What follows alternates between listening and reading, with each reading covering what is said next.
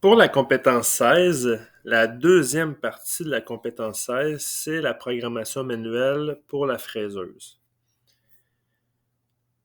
Ici, la compétence 16, en règle générale, c'est la programmation manuelle, mais là, on est dans la partie fraisage. Le nombre d'heures est toujours de 90 heures, qui est de 15 jours pour la compétence totale.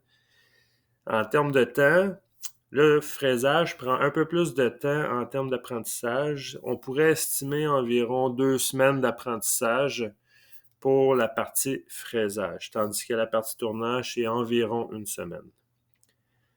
La description générale de la compétence 16, c'est toujours la même. Effectuer la programmation manuelle de machines-outils à commande numérique. Vous devez apprendre la programmation sur les deux machines, l'auto et la fraiseuse.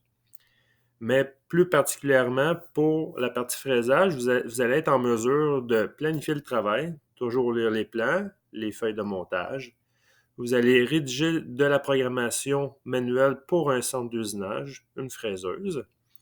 Vous allez effectuer la simulation dans le logiciel Vericut pour détecter les collisions ou les erreurs de programmation.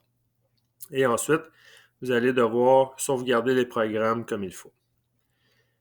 Pour la description de l'évaluation, c'est à partir d'un plan, à partir de documents techniques comme une feuille de montage, vous allez devoir programmer l'usinage d'une pièce soit sur un tour ou soit sur une fraiseuse. Je ne peux pas vous dire ça va être quoi à l'examen, mais vous apprenez les deux machines, mais à l'examen, il y a juste une machine qui est à l'évaluation. L'élève va devoir programmer sécuritairement son programme pour éviter les bris d'équipement, les collisions ou mettre en danger la santé et la sécurité de la personne. Ça, c'est une règle de verdict, ce qui fait que si votre programme ne respecte pas les règles de santé-sécurité, on pourrait attribuer un échec automatique. Alors, vous devez faire une programmation sécuritaire.